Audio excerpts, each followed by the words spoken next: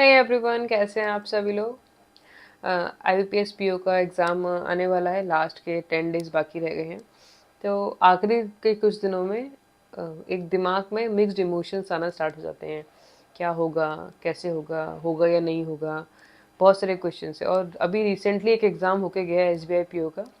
तो क्या होता है कि अगर वो एग्ज़ाम बहुत ही अच्छा गया हो तो आपके अंदर एक अलग लेवल का कॉन्फिडेंस डेवलप हो जाता है कि भाई अब तो चीर फाड़ कर देंगे हम लोग। लेकिन अगर उस पेपर में थोड़ा सा भी ऊपर नीचे हो जाता है तो कॉन्फिडेंस लूज अप हो जाता है। ठीक है।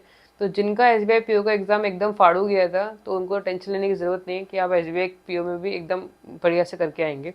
ठीक है। लेकिन जिनका भी एग्ज़ाम एसबीआई पीओ में उतना नहीं गया एज एक्सपेक्टेड, जितनी आपने मेहनत करी, जितनी आपने प्रैक्टिस करी थी उस हिसाब से नहीं गया है, तो आपको टेंशन नहीं लेनी है।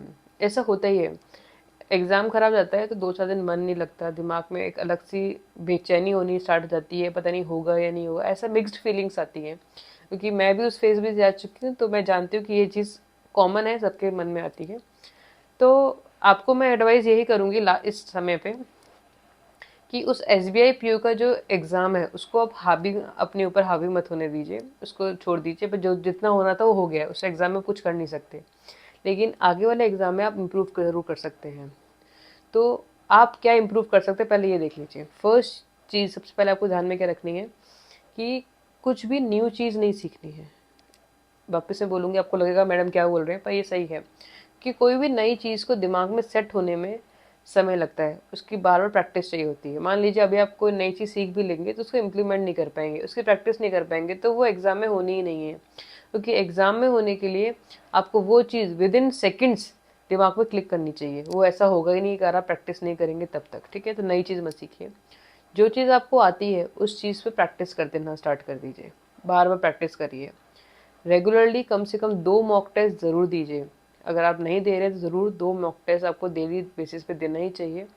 उसी की वजह से आपके वहाँ पे मार्क्स इम्प्रूव हो पाएंगे। मॉक टेस्ट में जो टॉपिक आपका क्वेश्चन गलत हो रहे हैं, देखो मैं क्या बोलूँ, जो आप अटेम्प्ट नहीं कर पा रहे उस पर तो वर्कआउट करना ही नहीं है, वो छोड़ दीजिए। वो टॉपिक आज नहीं कर पा रहे तो जब भी मुश्किल ही अटेम्प्ट हो पाएंगे। लेकिन जहाँ पे आप गलती कर रहे हो, क्वेश्चन अटेम्प्ट कर पा रहे हो पर कहीं ना कहीं मिस्टेक कर रहे हो, उस मिस्टेक्स को इम्प्रूव करिए, उस टॉपिक को इम्प्रूव करिए। डेली बेसिस पे कम से कम मैं बोलूँगी 1.5 से 2 घंटे पजल को दीजिए। और पूरा प्री फोकस्ड, मेंस को आप छोड़ दीजिएगा। अगर आप कर रहे हो जीके वगैरह सब छोड़ दीजिए, प्री फोकस्ड रहिए। पजल्स डेली कम से कम 1.5 से 2 घंटे पजल को दीजिए, 1.5 से 2 घंटा डीआई को दीजिए, क्योंकि मेनली यही आएगा। एक और चीज़ मैं आपको बोलूँगी, एसबीआई पीओ को देखते हुए मैं आपको बताऊंगी। एसबीआई पीओ में सेकंड और थर्ड शिफ्ट्स में क्या हुआ कि डीआई का लेवल थोड़ा सा आगे चला गया। तो बच्चे उनको प्रैक्टिस में क्या था कि डीआई ही करनी है, तो वो डीआई ही करी, उन्होंने अर्थमेटिक को छुआ ही नहीं। अर्थमेटिक आसान थी डीआई से, पर फिर भी उन्होंने अर्थमेटिक को नहीं किया। तो आपको ऐसा दिल पे नहीं लेना कोई चीज़ कि भाई मैंने तो प्रैक्टिस ये किया है तो मैं तो वही करूँगा, ऐसा नहीं। अगर आपको प्रैक्टिस दोनों की करनी है अभी, डीआई की भी और अर्थमेटिक की, जिससे कि अगर एग्जाम में डीआई टफ आती है तो अब अर्थमेटिक पे फोकस चले जाए, मतलब उसको अटेम्प्ट ज़्यादा करें, और अर्थमेटिक ज़्यादा हार्ड है तो डीआई पे फोकस कर लें। ठीक है।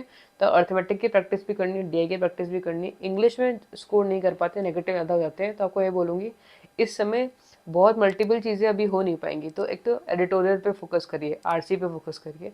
दूसरा, मॉक टेस्ट दीजिए। मॉक टेस्ट दीजिए, उसी चीज़ को जो मॉक टेस्ट में गलती करिए उसको इम्प्रूव करिए, मतलब उसी को मतलब चीज़ों को सीख लीजिए। वापस मॉक टेस्ट दीजिए, क्योंकि अलग से आप कुछ नया सीखने जाओगे, ग्रामर के रूल्स पढ़ोगे तो वो अभी इम्प्रूव नहीं हो सकते हैं। ठीक है। क्वांट और रीजनिंग के लिए आपको प्रैक्टिस देनी है। डेली 2 सेक्शनल टेस्ट दे दीजिए आप। रेगुलरली फुल मॉक टेस्ट दीजिए।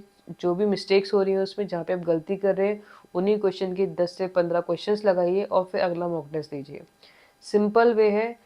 इन 10 दिनों में केवल आपको मॉक टेस्ट देने हैं। मॉक टेस्ट देके जो भी क्वेश्चंस आपके गलतियां होती हैं, उस वो गलत क्वेश्चंस पे, उस टॉपिक पे आपको 10 से 15 क्वेश्चंस पहले सॉल्व करने हैं, फिर वापस से मॉक टेस्ट देना है।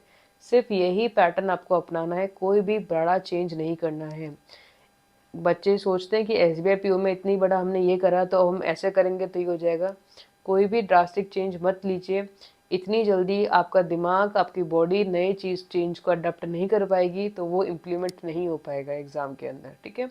तो कोशिश करिए जिस ट्रैक पे अभी आप हैं उसी ट्रैक पे रहिए, केवल नंबर ऑफ मॉक टेस्ट बढ़ा दीजिए, थोड़े बहुत जो गलतियाँ हो रही है उसकी प्रैक्टिस बढ़ा दीजिए, इसके ऊपर आपको कुछ भी नहीं करना है।